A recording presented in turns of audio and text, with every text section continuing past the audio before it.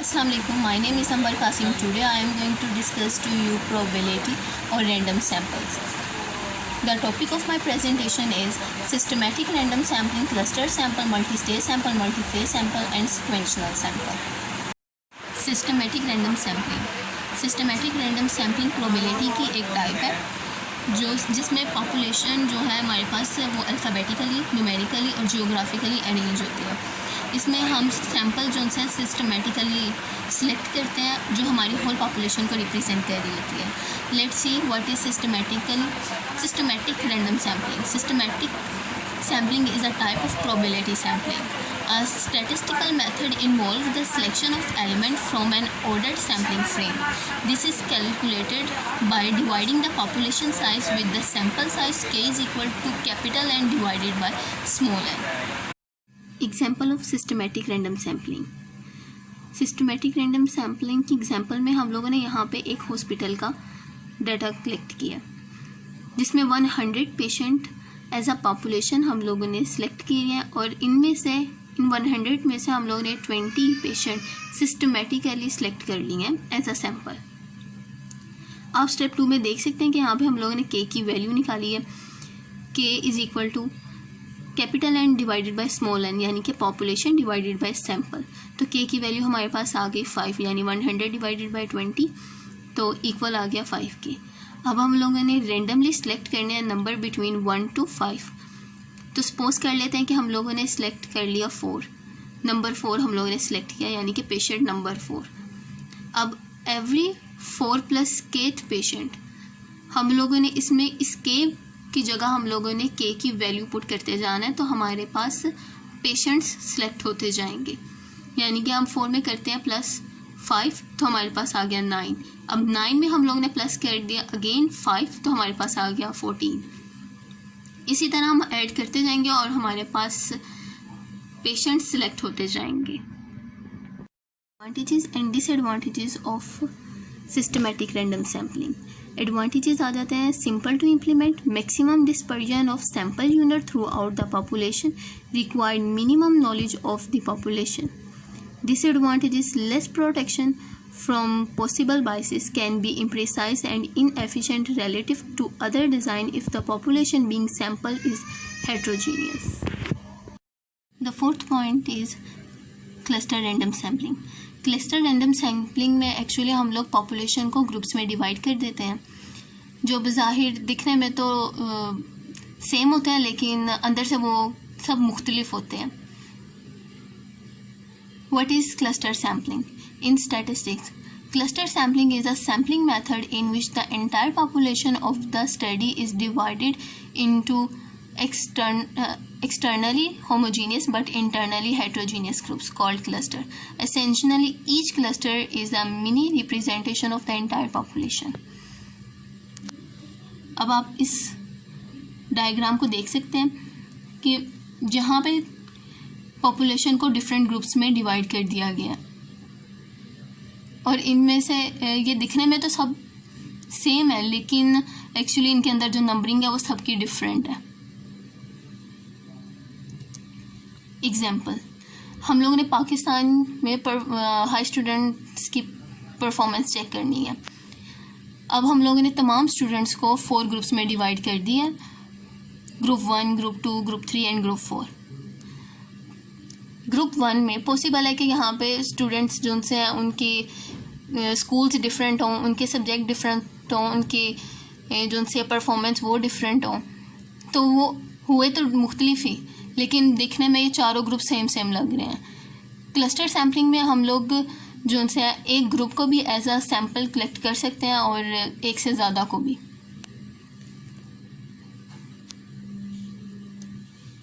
Types of cluster sampling: 1 stage cluster sampling, 2 stage cluster sampling and multi-stage cluster sampling. 1 stage cluster sampling, all of the elements within selected clusters are included in the sample. 2 stage cluster sampling, a subset of elements within selected clusters is randomly selected for inclusion in the sample. Multi-stage cluster sampling, the plan is called multi-stage sampling when 2 or more stages are involved in taking the sample. Advantages and disadvantages of cluster random sampling. Advantages: very feasible when population are large and spread over a large geographical region. Economically more efficient. Increased variability is observed in results. Disadvantages: if chosen cluster sample has a biased opinion, then the entire population is inferred to have the same opinion. Often lower statistical efficiency due to subgroups being homogeneous rather than heterogeneous. Large sampling error.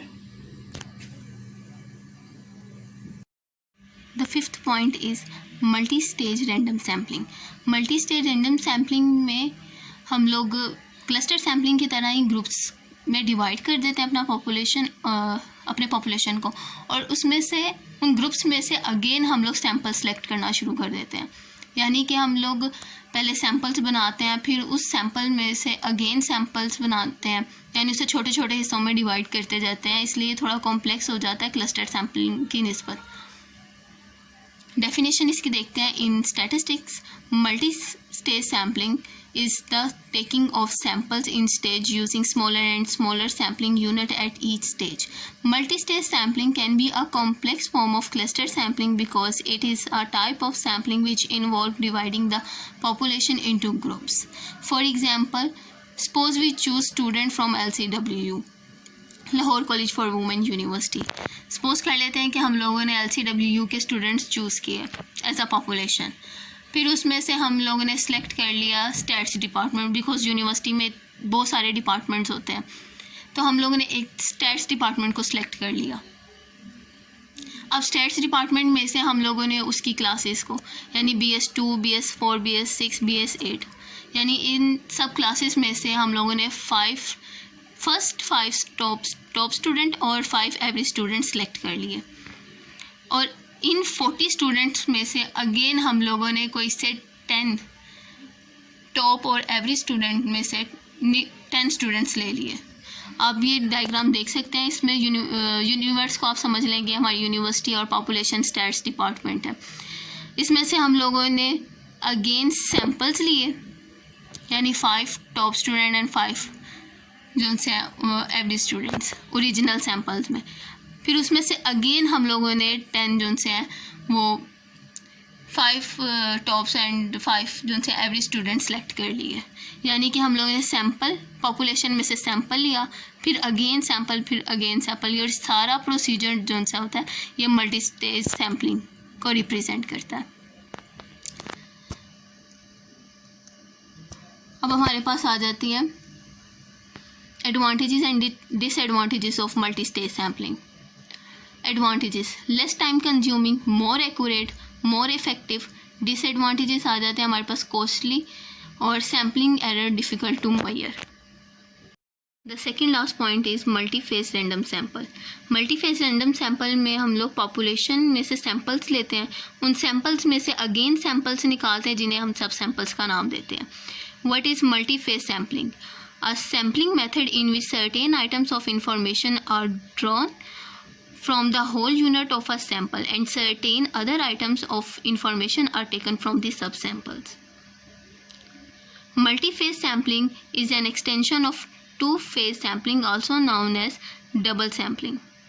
Multi-phase sampling must be distinguished from multi-stage sampling since in multi-phase sampling, the different phases of observation relate to sample unit of the same type. While in multi-stage sampling, the sampling units are of different types at different stages. For example, यहाँ पे हम लोगों ने example इसके लिए है कि हम लोगों ने पाकिस्तान में मेडिकल कॉलेजेस की परफॉर्मेंस चेक करनी है.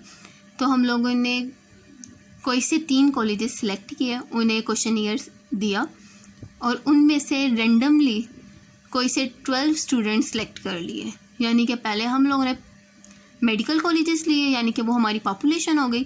फिर हम लोगों ने 3 कॉलेजेस सिलेक्ट कर लिए, तो वो हमारे पास सैंपल हुआ, यानी पॉपुलेशन में से सैंपल निकाला.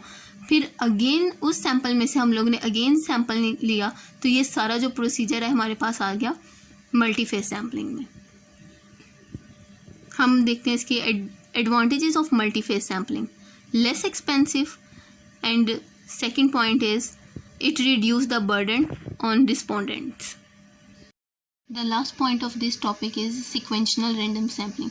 Sequential random sampling दूसरे मेथड से ज़रा डिफरेंट होता है। इसमें सैम्पल साइज हमारे पास फिक्स नहीं होते, हम लोग एक टाइम पे एक ही जोन से यूनिट वो सिलेक्ट कर सकते हैं ताकि हम लोग डिसाइड कर सकें कि हमारे पास ग्रुप एक्सेप्ट है या रिजेक्ट।